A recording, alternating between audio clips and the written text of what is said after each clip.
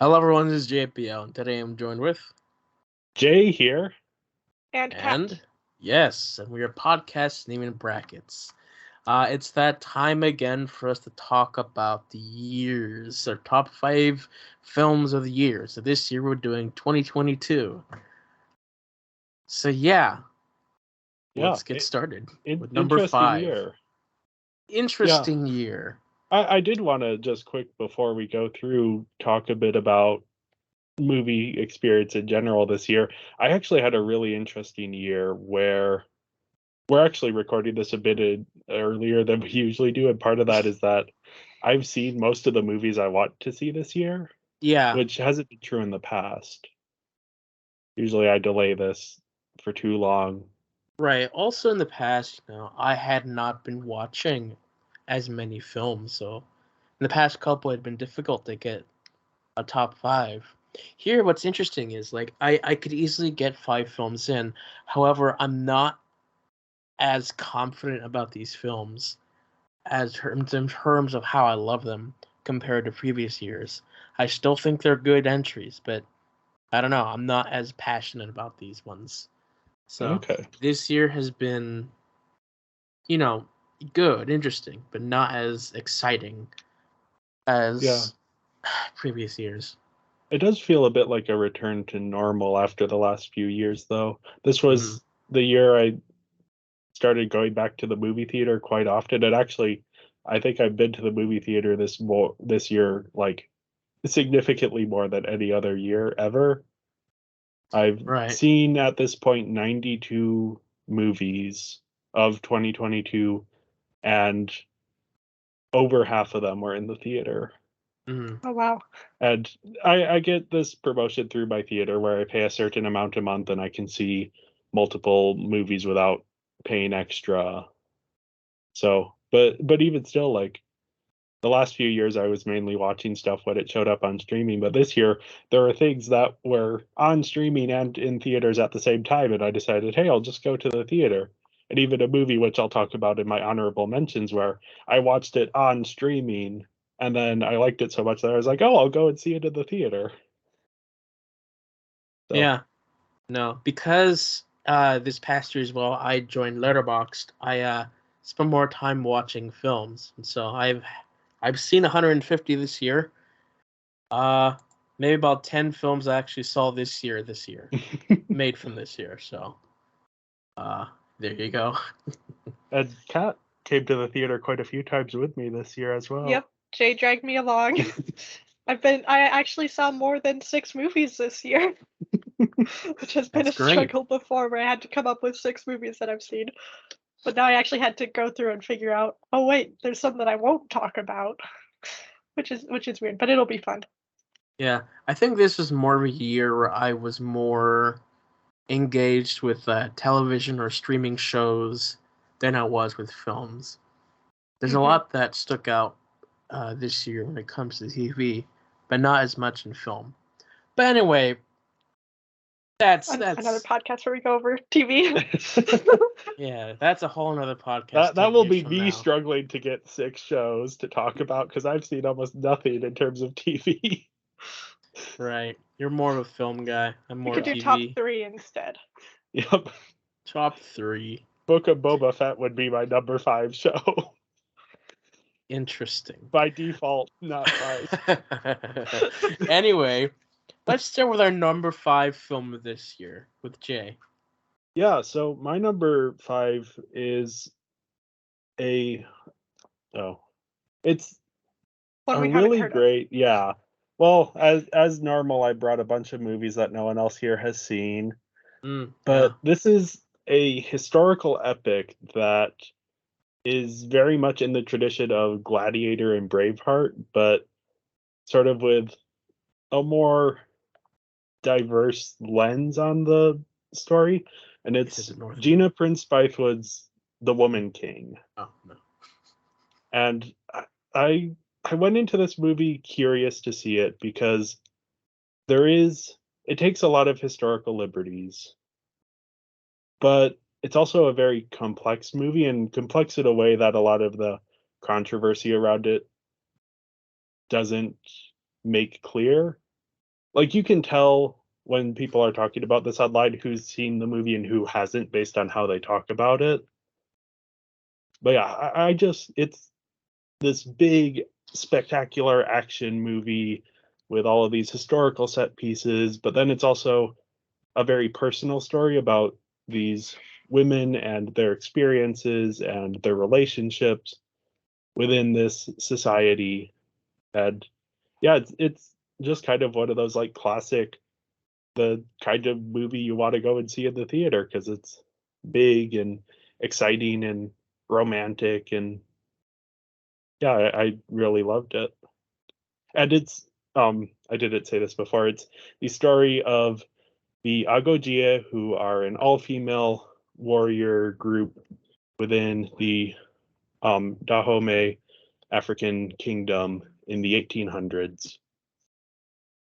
And so it's sort of them fighting and surviving and training. Mm-hmm. And yeah, stars Viola Davis, who is very popular, but also Thuso Mbedu and Lashana Lynch, who played Captain Marvel's friend in Captain Marvel and the new 007 in the most recent James Bond. And then John Boyega, who big Star Wars person. Right. Yeah. That's a title for him. Yep. Big Star Wars person. I have nothing to say about this. I know nothing about this either. Yeah. Keeping with tradition. Yeah. It's out on like you can purchase it on digital now. It's a pretty big Oscar player this year, and it's worth checking out. In a very similar way to Braveheart and Gladiator, it has a lot of similar elements, but then it is also interesting in its own way in how it examines the morality of these characters and bigger themes. So yeah, I thought it was absolutely spectacular. How about you, Kat? For me, my number 5 is The Bad Guys. It's an animated film of these animals that are the bad guys, and then they try to be the good guys. Yeah, I remember I really liked the animation, and the characters are really fun as well. The storyline was pretty interesting and took some twists that were surprising, so it was a really fun watch. Yeah, this one came out pretty early in the year, and we watched it together on Blu-ray a bit later. And yeah, the animation is just stunning. Mm-hmm. Like there's an early car chase scene that just looks incredible. And yeah, I also had a lot of fun with it. It made my top 20 of the year. I haven't seen it, but I have seen part of the animation. It does look interesting. Like they're taking a lot of risks with these recent entries of films. That was DreamWorks, correct? Yes. It made it, yeah. Yeah, they've been taking some steps here. Yeah, I like the 3D layered with 2D. I think that's kind of what they do here. Really nice style. Yeah, it's reminiscent of Into the Spider-Verse, but its own sort of twist on that style. Right. A lot of films are starting to do that, so yeah. Well, it'll be interesting to see how we go forward here. Yeah. All right. So my number 5 is the film Prey. It's the Hulu Predator film. I thought it was solid. I love the Predator films. I like the Predator in general as a cool character. So just having a cool action film with the Predator just fighting, that's fine for me. But also just having the idea of the Predator during Native American times just sounds a very interesting concept, and that's what we got. And I thought it was done well. The Predator was built up to pretty well. The action was fun. The past few entries in these film series hasn't been the best, so they took it back to basics, just basic hunter and the prey, and going back to that. With that said, I think that there is a small downside with the film. I think that a lot of the characters are forgettable because they're fodder, pretty much. They don't have too much personality. The writing is very simple, and sometimes it could be not that great, but it does the very basic job of telling the story. There's good setup and payoff of moments that take place throughout the entire film, which is cool. So really, it's a solid film. However, this isn't one that I think that I could constantly rewatch as I could the other films. There's not as much for me to come back here to besides the action. Yeah, this is another one that I really liked as well. As you said, the sort of setting it in this different time period than the other films are set in really makes it interesting and kind of separates it from the rest of the lore. Until they bring it back together with a pistol at the end. Yes. And yeah, I think I liked it more than you, though it didn't quite make my top 5 of the year. But yeah, it's directed by Dan Trachtenberg, who is probably most well known for making 10 Cloverfield Lane. Mm-hmm. And this movie as well has a lot of those interesting, as you were saying, setup and payoff. These action beats that the pistol even, that is something that is set up and later paid off. So yeah, just a really solid action movie that isn't too pretentious. No. But like I do wish that there was a lot more put into this than what we got. Because what we got still fine, but it felt like it was missing some personality. Yeah, this is one that I wish I had been able to see in theaters. I think the theatrical experience would have really heightened it.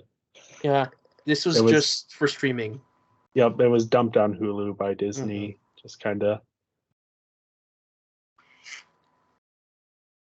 Yeah. I have not heard of it before this, so I don't have anything to say. Yeah, number 4. Yep. So my number 4 is, in keeping in line with The Woman King, another historical epic, which just, it's different. It has a very different tone, but I think it hits on a lot of the same complexity that I liked in The Woman King. And that is Robert Eggers' The Northman. Mm-hmm. So this is the story of Prince Amleth, which was the inspiration for Shakespeare's Hamlet, the sort of legend of a Scandinavian prince who his uncle kills his father and marries his mother, and then this prince seeks revenge. And this film is very much sort of centered in the historical realities of that time period. It's very dark, very brutal, very dirty and grimy, but it's also sort of commenting on this time period in a very interesting way, on sort of this idea of masculine rage and revenge and how it's not as useful of a thing as people want it to seem. There's the way it deals with revenge, and it's somewhat subtle, and I almost hesitate to put it on the list just because of the associations this movie has with certain political movements, but I think it's subverting these ideas of revenge in a very interesting way. And then it's also just incredible to watch. It puts you in this world, and the production design is stellar. The cinematography is great. They do a really cool thing with the night scenes where the night scenes are in black and white, but it's subtle enough that you don't really notice until you start to you kind of clock it a little bit, and all of the fire is still in color. Yeah, I saw this early in the year, and it kind of moved in and out of my top 5, but then I rewatched it again recently on Blu-ray, and yeah, I think it earns its place here. You've been talking about this film all year. Every time we call, it's all about the Northman. Yeah, this was, I believe, the movie that I put down last year as my most anticipated for this year.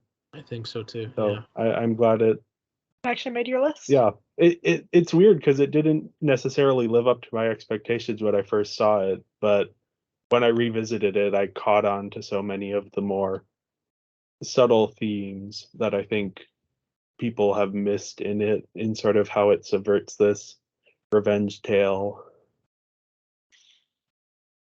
So yeah, it's definitely worth checking out. I know it didn't do well in theaters, but apparently it's done really well on streaming and Blu-ray. So All right. Nice. My number 4 is The Glass Onion. Mm. It's by the same. It's like a sequel to Knives Out, which I really liked, and then The Glass Onion was also pretty fun watch. It's kind of a murder mystery comedy thing, and yeah, I didn't think it was quite as good as Knives Out, but it was still good. yeah, this is one we saw in theaters together. Yeah, With a huge crowd. This had a limited 1 week theatrical release, but it was so much fun just to see it with an energized group of people who are all laughing at all of the jokes and gasping at all of the surprises. And yep, it's a movie that takes a lot of twists and turns. yeah. This is also my number 4. Oh hey, Because this past week I watched Knives Out for the first time, and then I was like, okay, I'll just watch this right after, and I did. And so, yeah, I agree with what you said, Kat. I don't think this is as good as the first, particularly because they took a very big risk in not starting the film with the murder, quote unquote, on-screen murder that we had. And so the half of the film goes by until we actually get something. And by that point, I was feeling kind of disappointed. But I think this film is much better if you rewatch it or just think back on it, because once the reveal happens, it makes sense why they did this thing. And it's like, okay. So there was actually a mystery going on. We just didn't know about it.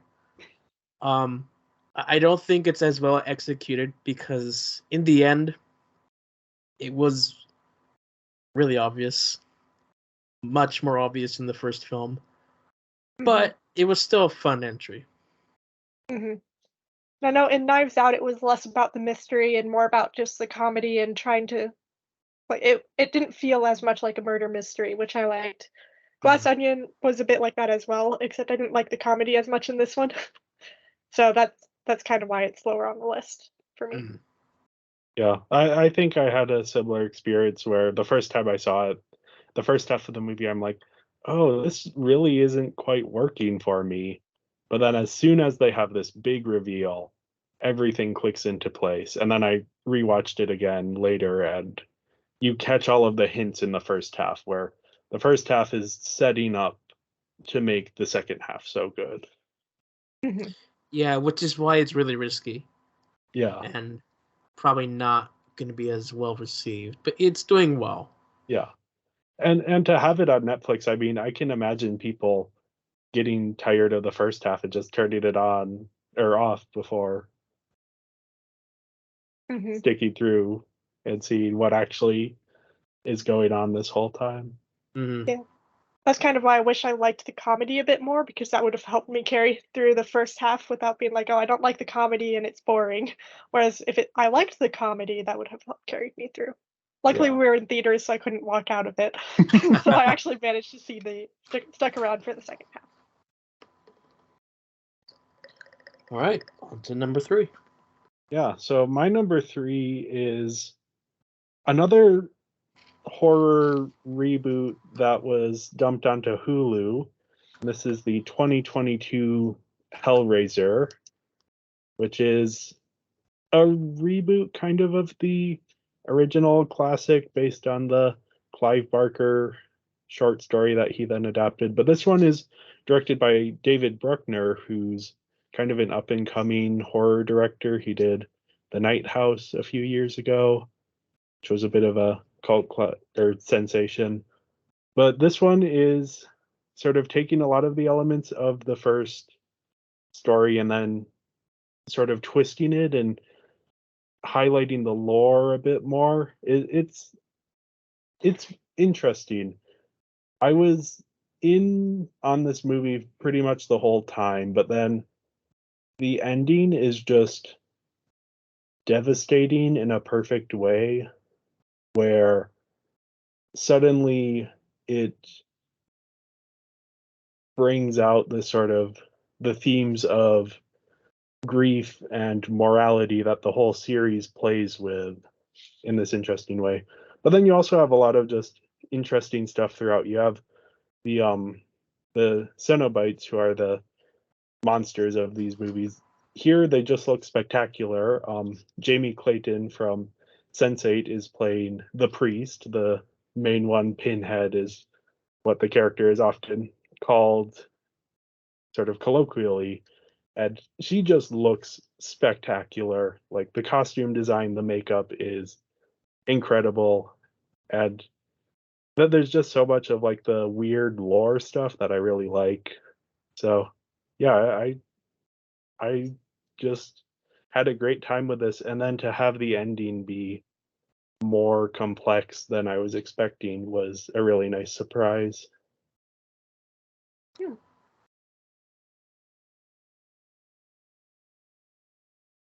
Nice.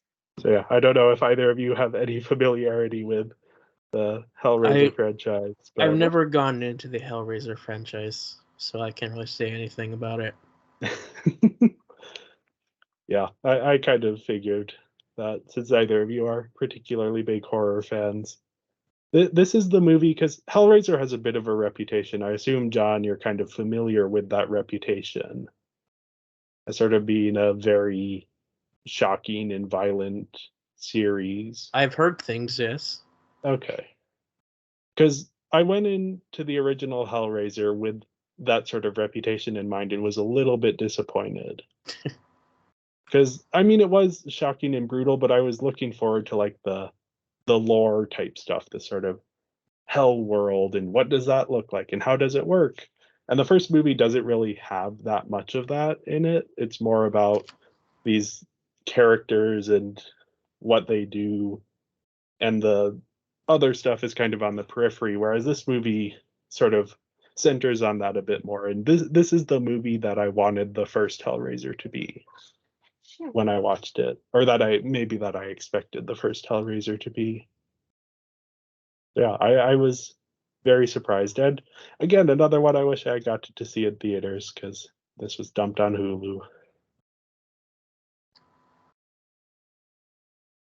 Mm-hmm. All right. My number, we're on 3. 3, yep. Is Avatar: The Way of Water. Hmm. This one recently came out. I've seen it in theaters twice now with Jay, and in IMAX 3D, and it's amazing. Like the visual, I'll admit the story isn't the greatest. The characters can be a bit meh. I mean, I think it's still really good though, and it was very entertaining to watch, and the visuals are absolutely amazing. Yeah, I've seen this now 3 times in IMAX 3D, and I have tickets to go see it a 4th time. Not because again, you said the story is serviceable. Uh-huh. The characters, I do like the characters more this time around than in the first movie.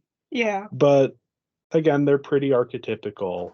But yeah, it's the visuals and the spectacle and the big third act action sequence that is sort of grand and emotional. And yeah, it's a real, like, it feels old fashioned in a way where it's a movie that doesn't it isn't setting up, well, it is setting up a sequel, but it gives you the catharsis of this full complete story.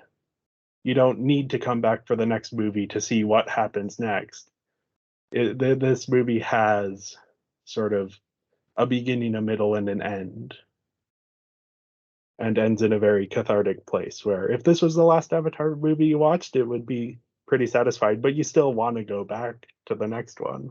Yeah, I was very surprised because when I first heard that it's over 3 hours, I'm like, oh no, it's going to be super long. But then I ended up being like, oh, I wish it was longer.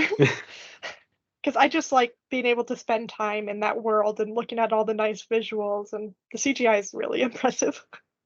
Yeah. So yeah, The underwater sequences are just incredible. I was more impressed with the surface of the water sequences. Okay. Because like when they're interacting on the surface of the water, and you're like, that's all CGI, and it looks super cool and like realistic. So Yeah. Yeah, Yeah. I mean that's what you can expect with Avatar films, I guess. Yeah, Taking a long time to make, but once they come out, you know their quality. their Visuals quality. at least, yeah. I haven't Yeah. seen it. I wasn't a fan of the first one, and like I'm not gonna go and watch it just for visuals. Yeah, I feel like if you weren't a fan of the first one, you might not like this one either. So If Rings of Power has something to say, visuals are great, but they really don't have they the don't lasting carry. powers. Yeah. You need a good story. Well, solid, serviceable story. Yeah. A honestly, story whatsoever. And The Way of Water has a good story. It's just not a new story. Right. It's not very deep. It's not very new, but it was an entertaining watch for me. Yeah. Yeah, I would agree. Again, I have tickets to go and see it a fourth time, so I think for me it has been one where the first watch I was a little bit unconvinced, but each time I go back to it, it works for me a little bit better. It was the opposite for me. The first time I really liked it. The second time I liked it a little less. So yeah. Yes. This is also one, if you're gonna see it in IMAX, see it in 3D. Yeah. For me, for my number 3, I have Guillermo del Toro's Pinocchio. Yeah. Yeah, this is one where originally I wasn't really gonna watch it because it's Pinocchio, and this is our third Pinocchio film of this year. And I'm like, I don't really like Pinocchio, but really, what intrigued me the most is that this was Del Toro's passion film that he spent like 15 years making, and that caught my attention. It's like, I guess he really put his heart into this one. All right, I'll check it out, and I really enjoyed it. It's a very refreshing take on Pinocchio, which has been very Disneyfied because of the Disney film, of course, that everybody points it to. And so seeing a story taking with more seriousness, we see the grim realities of life, war, love. We begin to understand more about Geppetto and why he did the thing, why he created Pinocchio. And I just felt that there was more reality put into this. It didn't sugarcoat anything. It helped guide you along the story, and even the ending's a bit somber, but you understand it, and it's pretty heartwarming. Plus, it's a stop motion animated film, and those are really fun to look at. So, yeah. Yeah, this is one of those movies that even though it was available on streaming, I went to see in theaters, and I'm so glad I did. And then I later watched it on Netflix with some of my family. So it's, as you said, like 3 versions of Pinocchio this year. I've seen 2, and this one is just blows everything else out of the water. I would even go so far as to say it blows the Disney movie out of the water. Mm-hmm. It's so, I mean, the darkness is there, and it has this very interesting take. It places the story in fascist Italy, and it's sort of a commentary on that. But then it's also just so emotionally satisfying, and also so bittersweet in how it ends. And thought provoking at times too. Yeah. It's, I just had an incredible time. This one makes my top 5, though I didn't put it on my top 5 here because I knew you were going to be talking about it. Right. But I don't know. This is probably the case with most films. I don't know if I would rewatch this a whole lot. I think a couple viewings is good enough. But it's still fun. Still good. yeah. it's a heavy one to rewatch. It leaves you with a lot of thoughts. Right.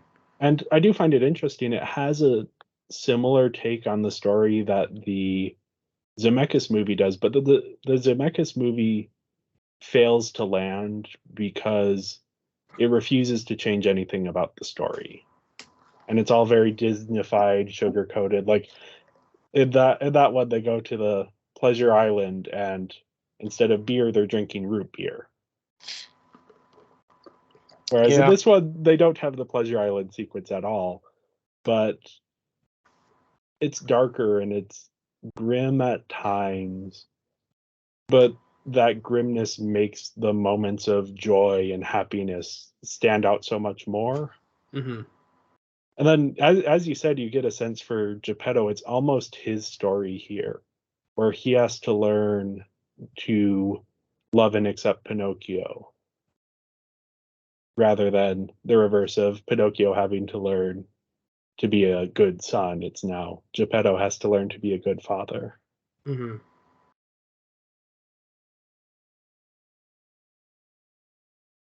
Yeah, I thought it was spectacular as well. Any thoughts, Kat? I only saw bits and pieces, so I feel like I can't really comment. Yeah, it's one that's, again, it's on Netflix, so it's worth checking it out. All right, on to number 2. Yeah, my number 2 is an interesting one. This is another one that was dumped on Hulu by Disney, but it's a comedy drama that directed by Sophie Hyde, and it's called Good Luck to You, Leo Grand. And it's about a retired school teacher who hires a male escort. And the movie takes place in one hotel room pretty much almost entirely over the course of, I believe it's 3 or 4 sort of sessions that they have. And they're kind of, it's an interplay between the two of them. And what I love about this movie is it's about the characters in the script and the performances.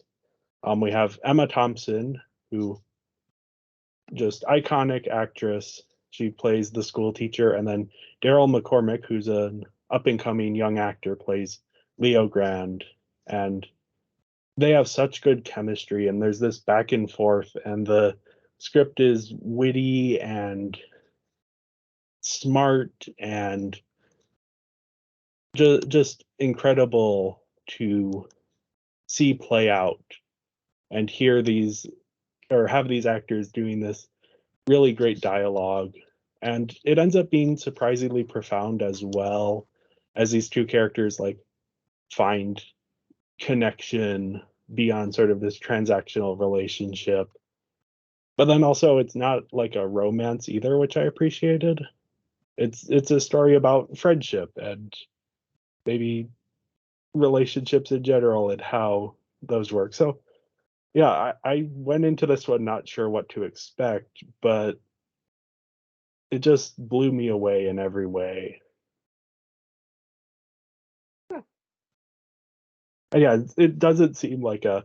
Usually, I like the big genre blockbuster type movies, but this was one that just stuck with me after I saw it.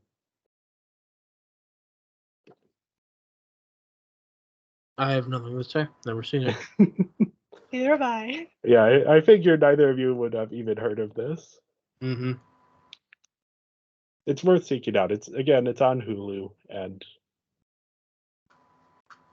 yeah, just so much more interesting than I was expecting going in. All right. My number 2 is Top Gun Maverick. So this one came out pretty early in the year as well, right? Yeah, early Seems summer. like it's been a while. But I like this. I mean, just the action scenes were really cool, and it was just really hype movie, basically. Yeah, this one. Yeah, the call outs to the original Top Gun were pretty fun to see too. Yeah, this one I think is kind of a piece with Avatar, where the story is a story we've seen before, but the way everything is executed, the visuals, the sort of spectacle of it all comes together in this really good third act. Yeah, I also really enjoyed it. This is one we saw together in theaters, so. And I saw this, I think 4 times in theaters. Again, not because it was my favorite, but because I just enjoyed the experience of going to see it and watching the third act. And actually, I do have a bit of a story with that, where I went to see Jurassic, I went to a drive-in to see The Black Phone, but it was a double feature with Jurassic World, and Jurassic World was first, so I was like, okay, fine, I'll go and see Jurassic World at the drive-in. And the way the drive-in is set up is the screens are in a circle, and you drive up to your screen and you tune your radio and you watch your screen, but you can see the other screens around you.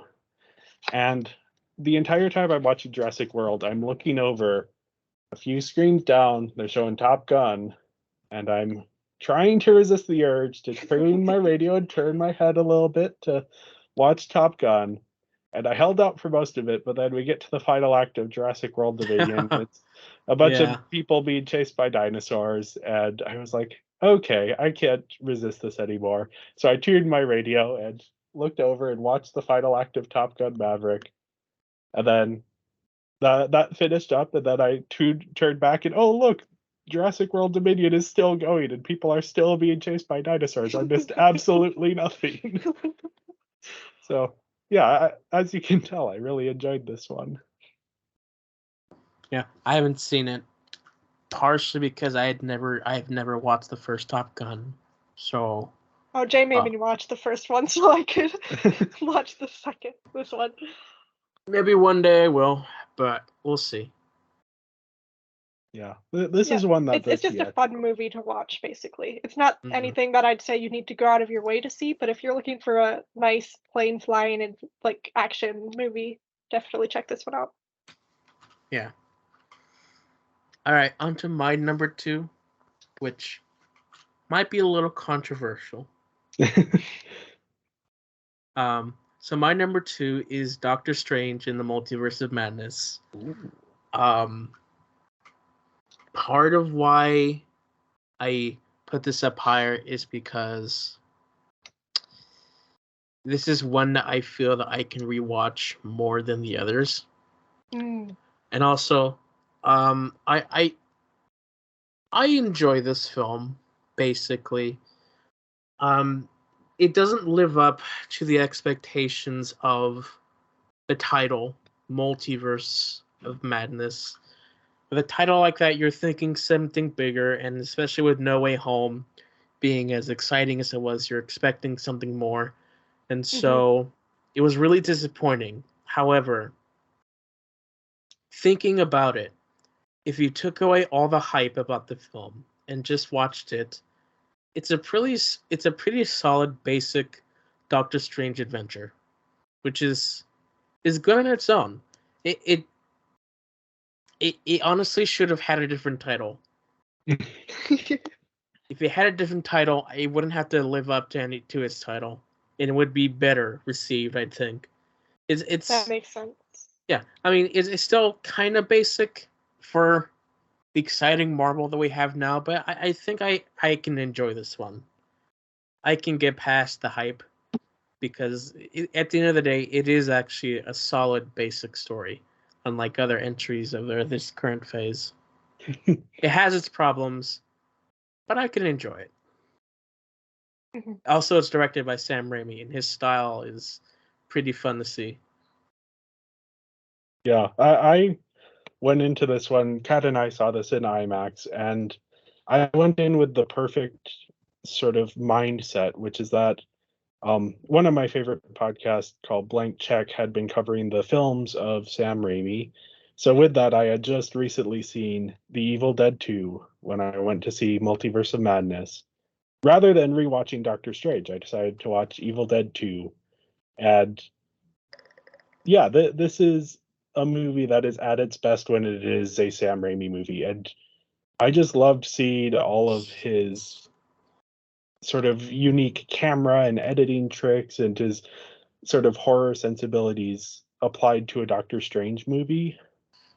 Like you think, because Sam Raimi is also famous for his Spider-Man trilogy, so you think he's making a superhero movie, he'll go that direction. No, he goes for the Evil Dead, and I sort of the best way I can put it is we see a different universe Doctor Strange get killed and gets buried in a building in New York City. And I knew from that moment on, oh, he's gonna come back as a zombie. And when he did, I cackled in delight.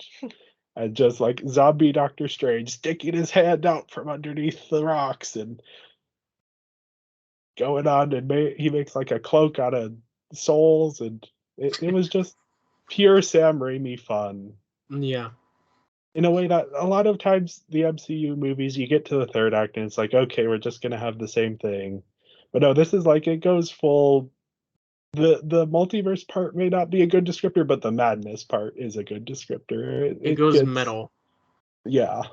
It was so much fun sitting in the theater and watching it just play out in the most delightfully crazy way.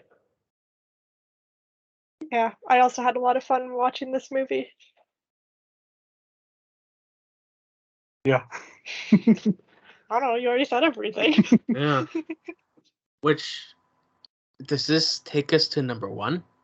Well, let's first do our honorable mentions, if we have any. I guess we should do that too, yeah. Yeah, so again, I've seen a lot of movies this year, so I have quite a few honorable mentions.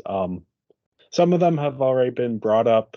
Top Gun Maverick, of course, and The Bad Guys, and Avatar, and Glass Onion, Pinocchio. Those are all movies that make it into my top list for this year. I also really enjoyed Fire of Love, which is a documentary about two volcanologists, and it's incredibly well made. It's based on or taken from archival footage, and the footage of the volcanoes is stunning. Like it's been restored and it just looks spectacular, and it's like lava flows and all of these different kinds of volcano things, eruptions, and then you have these two people who are just fascinating, and their relationship is fascinating. And so you combine those two and you get a really interesting documentary. I also really liked Fire Island. This is another movie that was dumped on Hulu, but it's a fun comedy that is also an adaptation of a classic romance novel, which I won't spoil which one it is because I think it's kind of fun to figure it out as you go along. But I loved how it's sort of this modern setting, but it's taking this classic novel and adapting it. I liked Steven Spielberg's The Fabelmans. I thought it was a just really interesting take on the whole director makes a movie about his childhood. This one is actually interesting in a way that a lot of those movies aren't. And then Halloween Ends. A lot of people didn't like it. I liked it a lot. That's the movie that I hated the last Halloween movie so much that I said, okay, forget it. I'm not going to the theater for this next one. So I watched it on Peacock when it came out and loved it so much that I went to see it in the theater a week later. And then finally, I want to bring up White Noise, which is a movie that I just talked about recently on our other podcast, the Binging Barbie podcast, because it stars Greta Gerwig, who is directing the new live action Barbie movie. And yeah, it was spectacular. I really liked White Noise. I don't think I've seen enough movies to have honorable mentions, so. Doctor Strange, maybe? Well, yeah, I mean, like, we've already talked about Doctor Strange, and that was good. All right. For me, honorable mentions, we have All Quiet on the Western Front. This is a German war movie based on the book. I thought it did a really good job at recreating World War I and actually doing a good job at visualizing it, unlike other films. Werewolf by Night, which doesn't count as a film, but doesn't count as a TV show, so it's kind of in between. Kind of Jurassic World. I think it's a fun action film with dinosaurs. Has nothing to do with Jurassic Park. You take that aspect away, it's probably more enjoyable. Weird, a Weird Al Yankovic story. That's a fun parody biopic. Exciting stuff. Chip and Dale Rescue Rangers, just for all the cameos and Easter eggs. And yeah. Yeah, I've seen most of those. Actually, I think I've seen all of those movies you just brought up, and yeah, I also really enjoyed a lot of those. Like, yeah, Weird. That was just kind of like a fun few hours. Yeah. And nothing spectacular. Same with Chip and Dale. Chip and Dale is fun if you have any knowledge of animation history, especially recent animation. There's a lot of good references to that.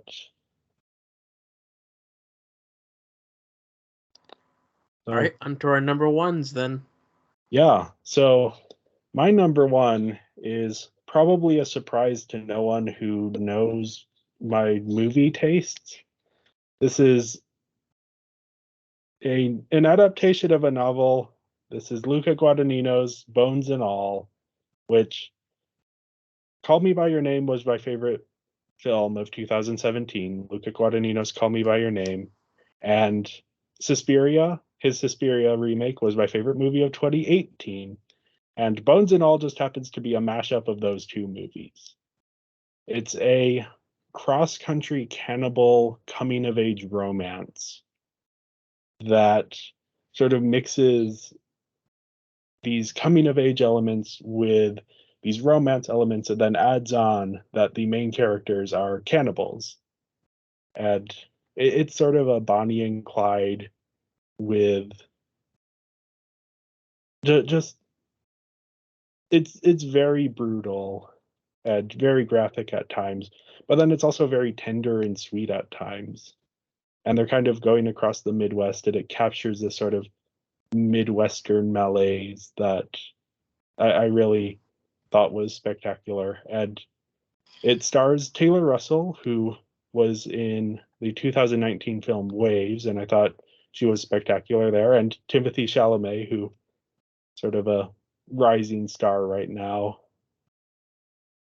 And yeah, I thought it was just a really great time. And again, I'm in the target audience for this movie as someone who liked Guadagnino's last two movies, and this is a mashup of the two. But I do also think there's a lot of interesting themes at play here, and it also has like a spectacular soundtrack and great cinematography. So I really like this one. Does not seem like my kind of movie. Yeah. I have nothing to say about it. The book it's based on is also very good, and it's interesting the changes it makes from an adaptational perspective. But yeah, this is one, some of my movies on my list I would recommend to anyone. This is one that you aren't going to like this movie if you don't like horror. But it also isn't a horror movie. So if you go in expecting like jump scares, there aren't many jump scares. And a lot of the movie is just sort of this tender romance, but then you also have the horror elements. So it restricts its audience to a very narrow group of people, but I just happen to be in that group of people.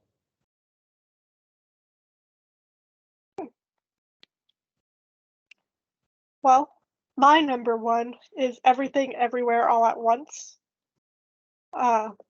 This is another multiverse movie. And I was really surprised at how much I liked it. It's just a nice tender story of like family, but then there's this huge universe coming to an end thing happening as well, and just really liked it. Yeah, this one, I knew you were going to be talking about it, so I didn't put it on my list, but this one probably technically makes my top 5 because, as you said, it's just really good. This is the multiverse movie to watch this year. Mm-hmm. It's just so much fun, and also so emotionally cathartic and tender and beautiful and gross at times. I mean, it has everything everywhere all at once. Yeah, it's hard to describe the genre of this movie because it will move. It's a movie about taxes that then becomes a movie about saving the universe that then becomes a movie about family. And it's just so great.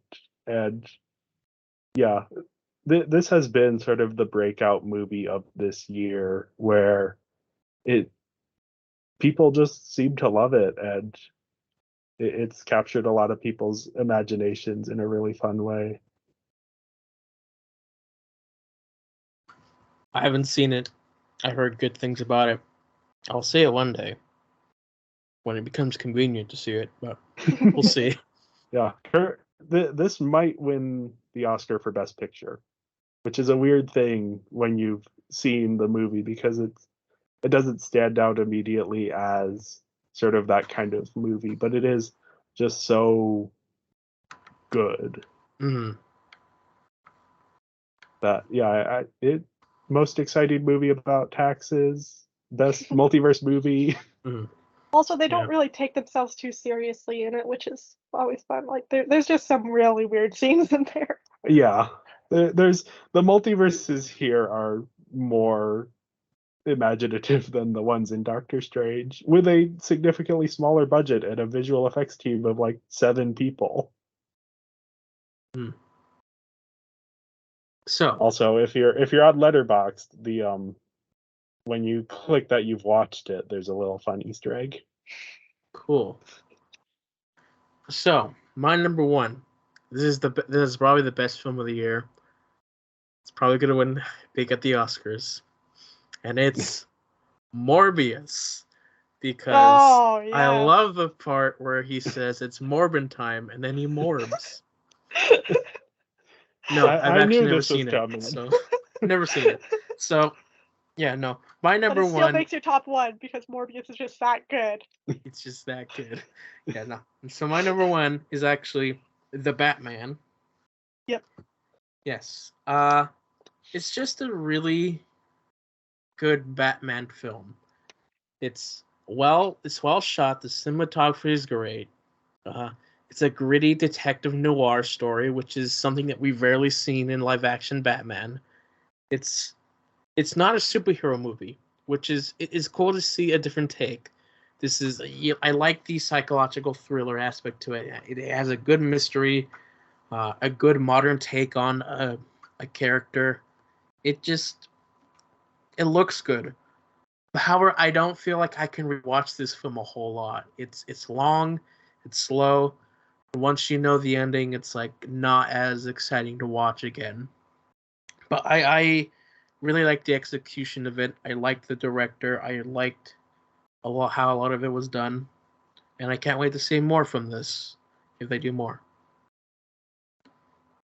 Yeah, this is another one that I really liked, and Kat and I actually also saw this one in IMAX. It's just, yeah, as you said, it's spectacular, and it's not a traditional superhero movie, and that's kind of what makes it so good. It is what if you dropped Batman into a David Fincher crime thriller? Mm-hmm. And then you have sort of these incredible performances. I think Robert Pattinson might be my favorite Batman in live action.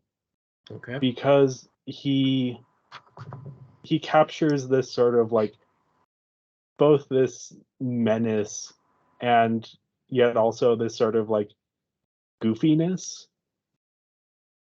Where he's a guy dressed in a weird costume who shows up at crime scenes. And then also he's just a weirdo. There's a scene where he like stalks Catwoman back to her apartment and watches her change into her costume. Mm-hmm.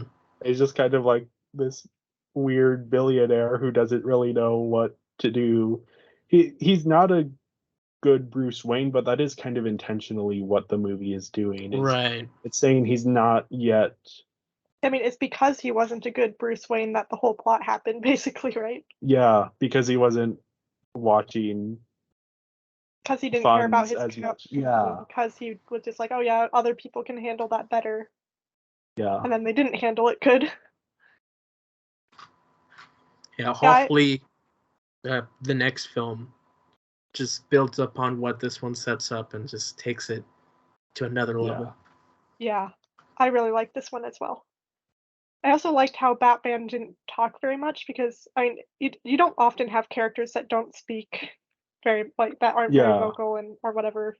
Especially superhero Especially protagonists. superhero. Even other Batman movies, he's talking all the time, but you have Christian Bale's growly, "You wouldn't have given it to an ordinary citizen." Here, Robert Pattinson is a little bit more subtle and a little less. And he actually has the interior monologue going on at times. Yes, that was I remember the moment in the theater where you just hear him go, "Wednesday." And I was like, yes, he's narrating. It's just these like, I mean, everything looks spectacular. Gotham is incredible the way it's designed here. It's Mm-hmm. and it feels part of. I like the Nolan movies, but I think the Nolan movies are very sort of tied to the realism. Right. This movie is very comic booky without losing that sort of darker edge. Mm-hmm. And it's even at times, like I said, a little bit goofy. Right. Like you have the scene where Batman sort of base jumps off a building and he doesn't nail the landing. Or you have the scene, the Penguin played by Colin Farrell here is like the big comedic relief throughout the movie. But yeah, I think I do also agree, John, that it's a long movie that is a bit difficult to rewatch.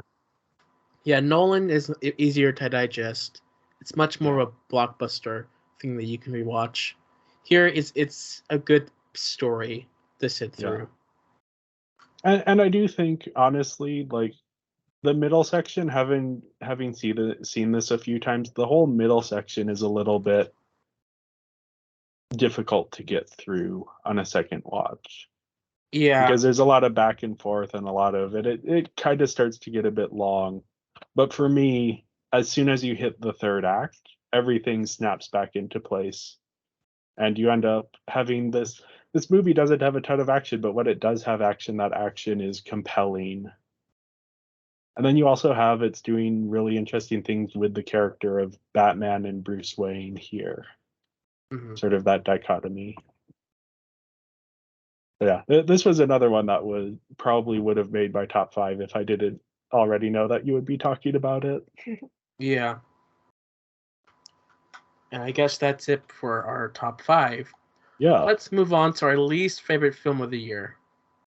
Yeah. So I saw a few bad movies this year. I mentioned the Robert Zemeckis Pinocchio. That one was tough to sit through. But the movie that I liked the least this year is one that okay, so comedies in general should have jokes in them, right? We could agree on that, right? Nah, they don't need that. I don't know. Judd Apatow and Netflix managed to make a comedy film that has no jokes in it. Not just no jokes, it has no even smile-worthy moments. There is nothing in this movie that is in the least bit entertaining, and it is The Bubble. And it is about a group of people, a group of actors and filmmakers who, during this sort of major pandemic, you'll never guess which one it is, end up sort of quarantining in this hotel to make the movie. And it is supposedly based on the making of Jurassic World Dominion. I don't think it's actually inspired by anything that actually happened so much as it is inspired by the idea of doing this production where everyone's trapped in the same hotel. And yeah, as I said, there are no jokes in this movie. It is not in the slightest bit funny. There is never never any moment where it gets entertaining. And it's so meandering and so slow, and you could edit any scene out of order in this movie and it would have the same effect because scenes don't build on each other, they just happen. And it's also Netflix claims this movie is 2 hours long, but it's not. I was watching it and it feels like the longest movie I've ever seen. I'm pretty sure it's 5 hours long because it just keeps going and going and going. And then it ends just kind of like, okay, I guess time to end now. There isn't a satisfying ending to it. It's so bad and so just, yeah, it manages to be so terrible. And I feel bad because it does have like a really good cast and a lot of my favorites. It has Karen Gillan, who is hilarious in the Jumanji movies. It has Fred Armisen. I love him on SNL. Kate McKinnon shows up. Keegan Michael Key. Just so many. Pedro Pascal is in it. So many great people. Maria Bakalova, who was incredible in the recent Borat movie. But The Bubble is just like nothing works. And it was sitting through it was torture. So yeah, that's my worst of the year. My worst was actually my most anticipated last year. Oh. And that's Belle. It's an anime movie directed by the guy who did like The Girl Who Leaps Through Time and Wolf Children and all these other amazing movies. So I was like, oh yeah, this will be great. And it turned out to not be as like it didn't live up to my expectations at all, which is part of why it's but also the story felt a bit confused. I said it had a whole bunch of plot twists, but not in the way you'd normally think of plot twists. It's that the plot literally took a different direction. So it started out as being like I was thinking, oh, maybe this will be a commentary on fame and online fame, and then it switched to be a love story, and then it switched to be a story about like domestic abuse, and I was like, okay, it's just all over the place. And the music's good though. The visuals are pretty cool. But the story, not really. It didn't have any place. Like I thought it was going somewhere, and then it would go somewhere completely different, and then once again somewhere completely different. So it didn't really have a cohesive message to it like I thought it would. Yeah, I saw this one in theaters, and it was baffling how nothing added up. Like it has, as you were saying, yeah, it starts out as this like commentary on fame, that is suddenly a romance, that is suddenly commentary on domestic abuse, and none of those themes get weaved into each other in any interesting way. Yeah, because the main girl gets super famous online, but she's not in real life. Then she meets the Beast, and then the Beast turns out to be this little kid who's being abused by his parents, and it's like that's where the story goes. So it has no connection to her fame before that, and so yeah. It could have been 3 different movies that deal with 3 different themes. I will say one of the things that I really liked though is in the middle section when it's sort of trying to be a romance, it actually, the scenes are like framed in a way that is very reminiscent of the Disney Beauty and the Beast movie. And I just loved sitting in the theater and be like, oh, that's that scene from Beauty and the Beast, and that's that scene. And they even have like the iconic dance with like the camera swooping around and going up to the ceiling. So yeah, it was like in those moments I felt really interested in it. But then it can't be a romance because the Beast is actually just a little kid. Yeah. It's like all that build up for nothing. Yeah. All right. So, my worst film of the year. It takes a combination of your 2 worst. It's an anime film on Netflix called Bubble. I was thinking of watching this one. Yeah, this is really disappointing. Because like I looked at the concept, it's like, it's post-apocalyptic. There's parkour. It's a retelling of The Little Mermaid. where bubbles take over the world and there's a bubble person trying to learn to be human. And it's post-apocalyptic parkour. And it's like, okay, this could be interesting. It's not. The entire film is just post-apocalyptic parkour. The animation's great. It looks great. But there's no story whatsoever. It's just post-apocalyptic parkour. Sure, you got all these bubbles taking over the world, but who cares? Let's do parkour. And then the third act comes in. It's like, oh no, bubbles. And then the bubbles do stuff. And then the film ends. It's just so disappointing. This is baffling that Netflix released The Bubble, a live-action movie, on April 1st, and then released Bubble, the anime movie, on April 28th. They were released the same month, and they have the same title on the same platform. No one's The Bubble. The other's just Bubble. Yeah. It's and they're both. You can't just specify Netflix's Bubble. No, it's odd. Yeah, I haven't seen Bubble, but your description of it makes me think I probably won't be checking it out, even as a double feature with The Bubble. Yeah, well, it seems to be happening. All right, on to next year. Oh, I forgot to do this. What's happening next year? I also have not done this. Okay, let's look up a list of movies coming out next year. Oh, that's so. What's our most anticipated film of next year? Yeah. When is the new Spider-Man? Next year, I think it is. Like the animated? Or... Across the Spider-Verse, yeah. It's next year. That one I'm looking forward to. Mm-hmm. Yeah. The film that I was most looking forward to this year, Flash, is I guess next year. Are you still looking forward to it, or have you?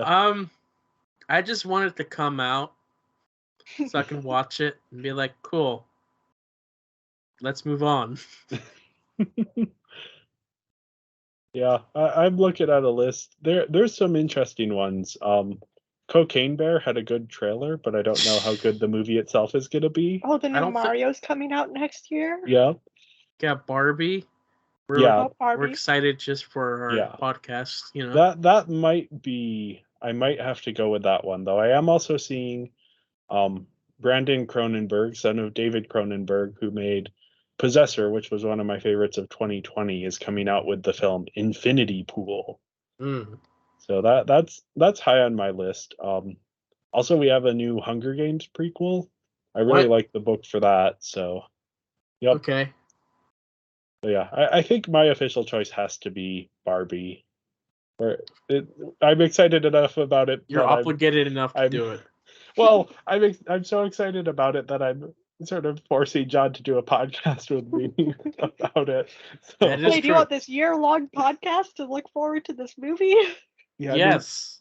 I'm a fan of Greta Gerwig. I'm a fan of Noah Baumbach, who's the co-writer. I'm a fan of Margot Robbie. Ryan Gosling's pretty neat. So yeah, it's and Barbie, it's just, and the trailer also makes me so excited for this. Yeah, check out our other podcasts while you're at it. Yeah. We even have a podcast about the trailer. We do, yes. And that is Binging Barbie, a Barbie movie podcast, available on pretty much any platform I could make it available on. Mm-hmm. Just look for it. You'll find it somewhere. Yep. And John is the co-host of that, so he will also be there. And Kat has been in a few episodes as well. So. Only the best ones. Yep. Mm-hmm. Yeah, I think, though, for me, the film that I'm most looking forward to next year is Indiana Jones and the Dial of Destiny. I just love Indiana Jones. I grew up with it. I am both excited to see another film, but I'm also really nervous about what the heck they're going to do. Because in recent years, I've not been happy with a lot of continuations. And I don't know. I think they're not going to be as honest about this one as I would like it to be. I think that there's going to be a lot of meta humor, a lot of making fun of itself. And I don't know, I'm just really nervous about rumors. I hope they're false. Because yeah, I think I know the ones you're talking about. If any of it is true, I'm like, no. First of all, I wanted to validate young Indiana Jones. It's a good TV show. Just don't make fun of Crystal Skull. Just be a good true adventure. I don't think it will, but I want it to be. I feel like it's been years since I've seen any Indiana Jones movies. Yeah, I recently did a rewatch of the series, and I'm a lot more trepidatious even than you, John, about this new one. But I am curious. Harrison Ford is back, and then it also Phoebe Waller-Bridge, who is one of my favorite sort of comedy writers and comedic actors. She's playing a supporting role, so I'm curious to see how it goes. And it's directed by I'm forgetting his name. He directed Logan. James Mangold. Yeah, directed Logan. So yeah, the trailer didn't have me excited, but I am curious to see it. Yeah, me too. Yeah. Yeah. We'll see. Yeah. We'll see. I'm apprehensive about the Flash. Not really, but reasons. Yeah, I don't know if that's ever going to see the light of day. It will. Honestly. They erased Batgirl. They did, but Batgirl had problems. Flash has problems too. Yeah, but at least it's a more solid story than Batgirl. From rumors. Yes. Anyway, that's it. That's the podcast. That's what we watched this year. That's what we're looking forward to next year. Anyway, thank you guys for watching and listening. We'll see you all next time.